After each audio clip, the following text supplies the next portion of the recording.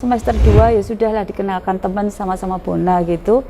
Ya kita jalan, enjoy aja berteman. Kadang ketemu berangkat kuliah, dianya mau berangkat, saya pulang itu karena di Unitomo sama Untak itu ada sungai. Kadang di seberang si Mas Bing mau ke sana ke arah ke kampus, saya ke pulang itu ya hanya teriak-teriak gitu. Hai hai gitu tok. Jadi kita belum ada rasa feeling apa-apa, nggak ada ya.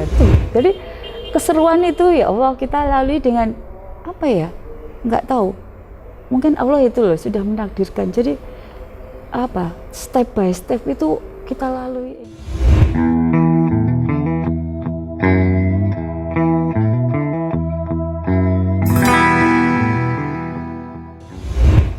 Pentalianawati, istri seorang bupati di Kabupaten Madiun yang ada kisah menarik pada waktu dulu masa-masa indah bersama dengan Kak Jimbing. Apa kabarnya, sehat? Alhamdulillah sehat, seperti apa ya, suasana cerah siang ini ya. Masih awet muda. Alhamdulillah. Sesuai itu, dengan panggilannya Mbak itu, Ana. Ya Allah, walaupun usianya sudah 46, pengennya ya masih kayak anak-anak 17 lah. Iya ya. Menjadi seorang istri kepala daerah Bupati Madiun. Gimana Mbak Ana? Ya kalau saya berpikiran gini Mbak Lia, saya itu sama suami tidak terus ambisi berangan-angan dulu menjadi cita-cita untuk bupati, kan nggak ada. Nggak tahu mungkin karena Allah itu sudah menakdirkan, ya saya lalui dengan enjoy aja, kesederhanaan dan semuanya yang suami punya, saya punya, ya seperti inilah. Saya nggak akan merubah, mungkin saya sekarang jadi istrinya bupati harus berpenampilan bla bla bla bla. Enggak, saya juga melalui dengan enjoy aja. Kesederhanaan itu yang saya pegang. Saya memang senangnya di situ, santai. Apalagi suami, aduh santai banget. Pakai celana kain itu nggak pernah mau, sukanya jean terus. Punya celana kain baru mau daftar jadi bupati. Itu yang belikan ya saya di Surabaya. Dia nggak beli, cuma aku belikan mah celana kain untuk daftar jadi bupati. Itu jadi keseruan itu ya Allah kita lalui dengan apa ya, nggak tahu, mungkin Allah itu loh sudah menakdirkan. Jadi apa, step by step itu kita lalui. Pada waktu pengenalan, masa-masa sweetnya, gimana ceritanya? Seru itu? Nih berarti flashback ke belakang ini, seru banget ini. Wah saya nanti jadi baper nginget yang waduh Jadi pengen kembali ke masa lalu. Masa-masa dulu itu waktu kuliah. Jadi ceritanya gini, saya sama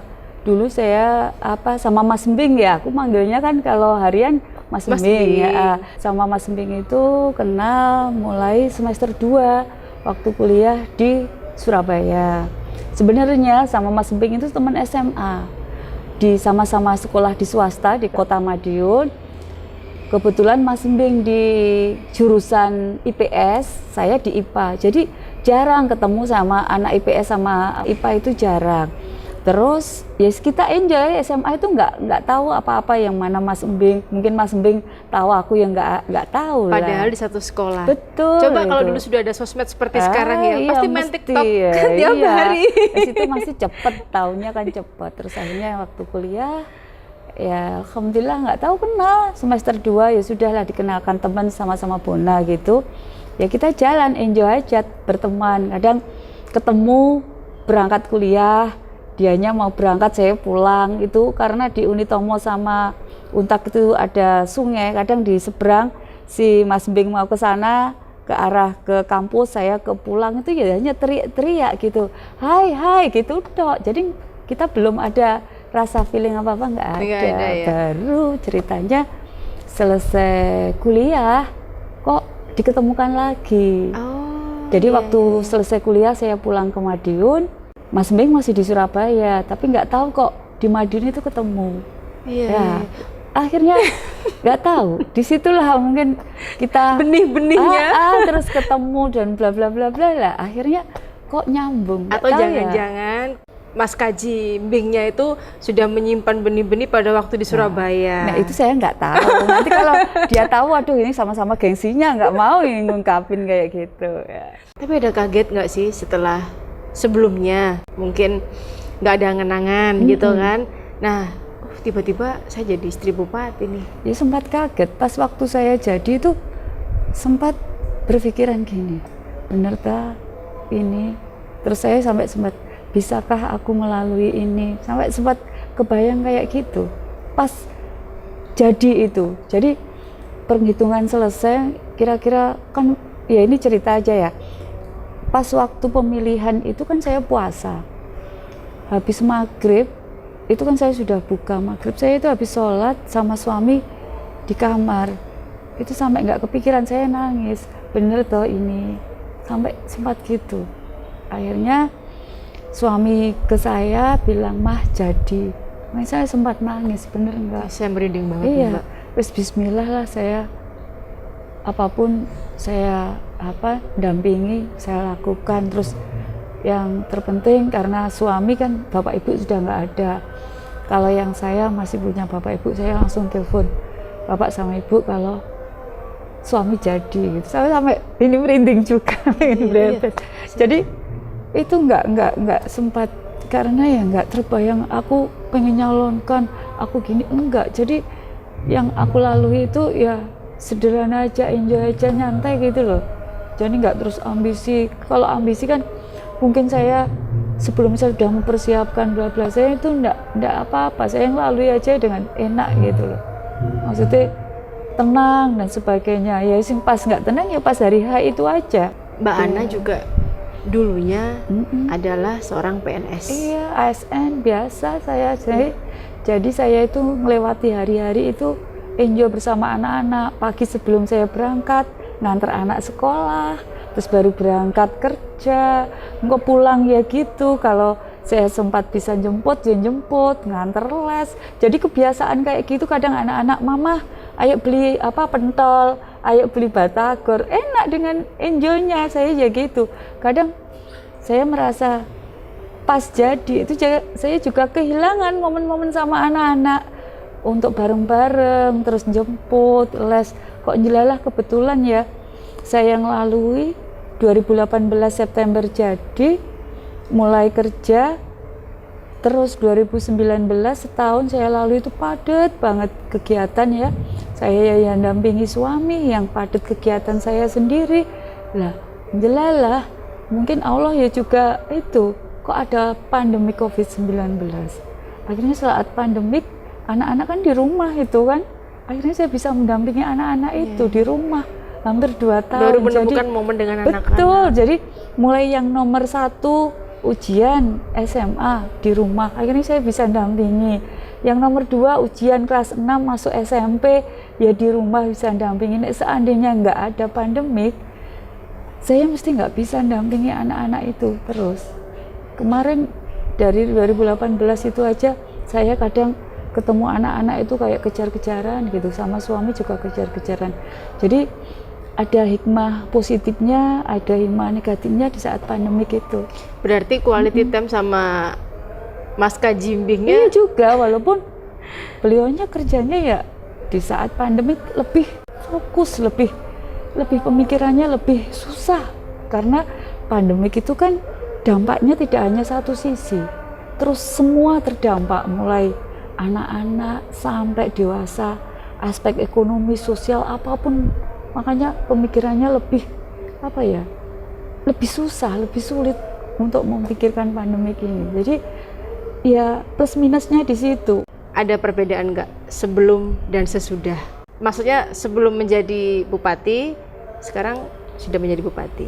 Ya perbedaannya ada, karena kalau sebenarnya kalau kita sehari sebelum bupati itu sehariannya kan enjoy, nyantai. Setelah jadi bupati kan itu ada protokoler yang harus kita lalui. Di saat protokoler ya kita protokoler, di saat kita nyantai bersama warga ya kita kadang protokoler saya abaikan. Kan lebih kalau dengan warga itu terlalu protokoler, kadang kita tidak bisa ngobrol dekat sama warga. Iya. Kalau secara protokoler ya, tapi memang kadang-kadang harus protokoler itu benar-benar harus kita laksanakan. Nyun sewu, mungkin kalau ada kunjungan ibu gubernur ataupun jenjang yang lebih tinggi, tetap apapun kita harus. Saya lihat excited banget untuk mempromosikan produk-produk UMKM Kabupaten Madiun, dan kemudian sampai bikin di hashtagnya Instagram itu banyak banget. Saya lihat Mbak Ana ini sibuk, tapi ininya juga gencar terus gitu. Ya bener Mbak Lia, aku gini loh Mbak Lia, pemikiran saya itu warga saya sejahtera, warga saya sesuai apa yang menjadi tujuan visi misinya suami ya. Saya itu juga mendampingi. Saya tahu warga saya itu senang secara ekonomi lancar, itu merupakan kebanggaan saya. Walaupun saya nggak nikmati, tapi saya melihat itu sudah merasa senang. Ini contoh aja. Ini batik sebelum Nyun Sewu, sebelum saya jabat itu saya nggak flashback ke belakang ya, tapi memang batik kita itu belum begitu ngehit ya, dalam artian ngehit di lingkungan kita. Nah itu saya berusaha dengan OPD terkait, bagaimana saya melihat itu kok batik-batik daerah lain bagus. Terus saat ini perkembangan batik itu pesat banget, apalagi batik sekarang konsepnya tidak hanya untuk orang-orang yang acaranya formal, acara-acara formal. Sekarang batik kan fleksibel ya. Benar. Terutama dipakai anak-anak lebih muda. stylish lah. Apalagi anak muda sekarang bagus loh pakai batik, nggak hanya dulu kan mindsetnya orang yang sudah dewasa, acara kayak manten, kondangan, rapat, kayak gitu kan. Sekarang kan enggak, saya lihat, makanya dari situ saya punya greget bagaimana batik yang ada di Kabupaten Madiun itu bisalah seperti daerah-daerah yang lain gitu. Akhirnya saya sama teman-teman perajin komunikasi, kita kumpulkan bareng-bareng, terus ada kesepakatan. Alhamdulillah suami itu sangat mendukung banget UMKM yang ada di Kabupaten Madiun, terus memberikan ikon ini bla bla. Akhirnya saya memberi support, memberi motivasi ke teman-teman itu biar semangat. Tapi saya lihat fashionable kok. Madiun saya kan 3 hari saya di Madiun ini Mbak. Iya. Saya lihat ini anak-anak mudanya fashionable loh. Pakai batik tapi pakai style-style yang keren-keren gitu, yang kece-kece. Oh berarti udah ini ya, mungkin ini contoh saya, ini batik yang saya pakai ini batik Kabupaten Madiun. Makanya kalau gini apa nih Mbak namanya? Ini batik Pantes dari Desa Jetis Dagangan. Batik ini baru permulaan dia belajar, terus dikasihkan ke saya karena senangnya sudah bisa. Saya pakai ini berarti batik baru usia berapa bulan gitu aja. Sudah. Tapi kreatif ya. Ya alhamdulillah, makanya dari situ kita sudah punya perajin semenjak sudah saya support mulai tahun 2019 awal sampai sekarang itu sudah ada 26 perajin batik, mulai dari pemula yang mungkin dibilang sudah senior gitu. Tapi cocok loh, karena kan jurusan di mata kuliahnya kan dulu ekonomi manajemen. Nah, sekarang yang diurusin semuanya UMKM gitu. Ya kalau saya Mbak Lia, kalau saya itu ya Nia saya Mbak. Nia ya. Maaf ya, aku seringnya ngomongnya Lia. Maaf ya, nggak apa-apa ya. Aku nggak nyelamatin loh nanti ya. Aku merubah nama jadi. Traktiran lah. Wah itu nanti habis ini aja ya. Ya jadi itu salah satu yang harus aku support, dorong, itu terutama UKM yang ada di Kabupaten Madiun. Apalagi saat pandemi kemarin, saya kasihan melihat teman-teman itu benar semuanya ya sebenarnya terdampak, tapi UKM itu memang ada tapi ada sisi positifnya ya, ada saat pandemik dengan adanya medsos sekarang ya alhamdulillah kita kan bisa jualan online itu gitu. Kok bersyukurnya di situ ada yang dorong bisa belajar, terutamanya yang sekarang kenal IT itu teman-teman UKM akhirnya kok sedikit-sedikit bisa terus jalan untuk saat pandemi kemarin. Iya. Karena sekarang kan juga ini Mbak. Ya alhamdulillah tadi itu kalau kita gencar di sosial media itu dari pelosok manapun itu udah bisa terjangkau gitu loh. Betul, bisa tapi dijangkau. memang ya itu penting sekali sih kita mengenal medsos. Tapi kalau di Kabupaten Madiun Nyun Sewu belum bisa menerima itu semuanya. Digital itu belum bisa menerima, apalagi yang daerahnya masih di pinggiran hutan, di pinggir lereng-lereng pegunungan. Kadang mereka medsos itu belum sepenuhnya. Ini apa yang jadi persoalan itu? Apakah SDM-nya yang kurang atau memang fasilitas yang belum masuk ke desa itu? Fasilitas ada yang belum masuk, walaupun internet ada, tapi kadang mungkin orang desa itu nyuwun sewu ya, pemikirannya masih, wah aku gak perlu, aku perlu HP, aku nggak sah pakai Android kayak gitu, penting aku iso telepon lah, kayak gitu. Kadang mindsetnya kayak gitu lah. Memang melihat dari geografisnya kita Mbak, sama penduduk kita memang belum sepenuhnya nerima IT, digitalisasi itu memang belum semua menerima. Tapi ya kita pelan-pelan, karena memang ya dituntut ya sama perkembangan dunia, harus IT, harus digitalisasi, tapi ya harus pelan-pelan, nggak bisa. Madiun ini ada berapa banyak kecamatan ya Mbak? 15 kecamatan. Iya, itu kan nggak terus di daerah datar semua kan, nggak ada yang di pegunungan. Itu pun kadang jauh jangkauannya kayak gitu. Kasian juga yang itu mungkin nggak bisa kurang untuk mengakses aksesnya. Digitalisasi memang kurang. Dari pemerintah daerah sendiri ada kan Mbak upaya untuk memberikan solusi lah? Betul, ada. Dari pemerintah desa itu sebenarnya sudah ada ya, cuma kadang masyarakat itu ada yang sudah menerima, ada yang belum, dengan hadirnya medsos digitalisasi itu.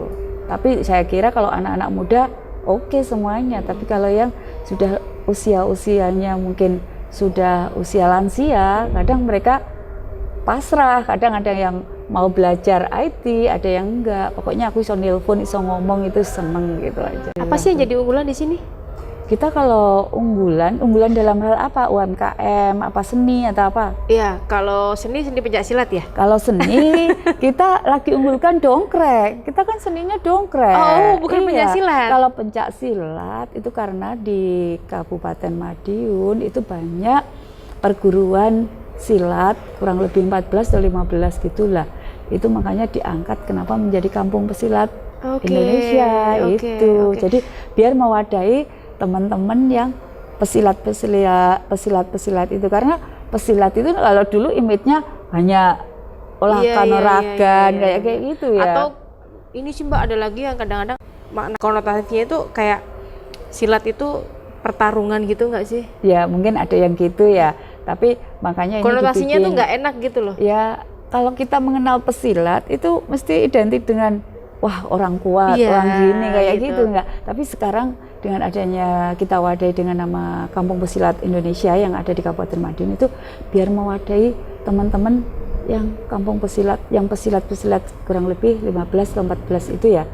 Biar biar mereka kan nggak mesti pesilat itu pesilat tok, kan punya kreasi. Ada yang pesilat itu pinter ngukir, ada pesilat itu pinter nyanyi, ada pesilat itu pinter mungkin yang perempuan nari lah, kayak gitu kan. Kita mewadahi dari situ. Jadi akhirnya bisa dari anak-anak pesilat itu muncullah kreativitas. Banyak ide gagasan. Betul. Gitu. Apalagi dibikin seni yang luar biasa. Itu kan. Kalau UKM-nya tadi apa yang jadi unggulan? Kalau UKM yang ada di kita memang masih, kalau makanan kita mengedepankan kayak brem, terus kopi kayak gitu kan. Kopi kita kan punya perkebunan sendiri, kare itu lah, itu kopi, terus coklat. Nah itu yang lagi kita kembangkan untuk makanan, seperti camilan-camilan yang dari olahan lokal. Kita nggak boleh meninggalkan kearifan lokal. Iya dong. Ya, itu harus kita tanamkan di semua warga masyarakat yang ingin usaha, manfaatkanlah yang ada di sekitar kita. Makanya apa yang bisa kita tanam, kita manfaatkan lah, itu kita supaya kita unggulkan lah. Melihat di Kabupaten Madiun ini kan banyak sekali seniman-seniman keren yang sudah go internasional bahkan ya. Apa sih Mbak Ana yang pengen sampaikan buat anak-anak muda di Madiun ini supaya bisa ngikutin nih senior-seniornya? Ya, saya itu berharap Mbak kepada anak-anak muda, yang penting itu pertama harus banyak bersyukur. Yang pertama ya. Terus yang kedua, teruslah belajar mencari ilmu, walaupun tidak hanya di kelas, tapi dimanapun ilmu-ilmu yang didapat itu harus benar-benar bisa kita manfaatkan, kita implementasikan. Jadi saya pengen itu anak-anak muda Kabupaten Madiun itu selain anak-anak yang pinter, saya pengen itu pinternya itu bisa manfaat untuk masyarakat. Jadi tidak hanya dimiliki sendiri enggak, tapi bisa kepinterannya itu untuk masyarakat Kabupaten Madiun. Saya juga berpesan kepada semuanya yang sudah sukses ya, terutama anak-anak muda yang sudah go internasional ataupun tolonglah dilihat adik-adiknya, disupport juga, didorong supaya bisa mengikuti jejak-jejaknya yang sukses, karena orang sukses itu perlu proses, tidak hanya ujuk-ujuk sukses, enggak. Proses itu pasti harus kita lalui, itu penting sekali. Jadi saya berharap anak muda jangan cepat putus asa, proseslah dilalui. Orang mau pinter, orang mau sukses, proses itu harus dilalui. Ya. Siap. Ya sampai saya kayak apa aja ya. Siap. Ini luar biasa sekali motivasinya untuk teman-teman semua. Saya terima kasih banyak waktunya, Mbak Ana, Ibu Bupati Kabupaten Madiun. Semoga sukses terus, sehat selalu. Nanti insya Allah kita lanjut di pertemuan berikutnya.